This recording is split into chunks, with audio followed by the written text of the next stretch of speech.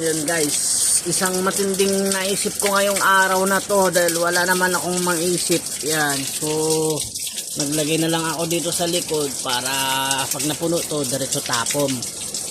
Yan lang yun, oh. Galing yan doon sa gutter. Yung tubig, ayan, pang CR. O diba natatapon lang siya dahil puno na. Hindi naman na dito siya kasi hindi na siya dito, doon na siya tapon, mas mataas dito. Kinasuhan ko lang doon para doon ang tapon. So, tapon lang din yan doon. Alright, nice idea. Pwede mo siyang gawin pang panlaba, panligo. Ay, yung panligo pwede kung hindi ka maselan. Pang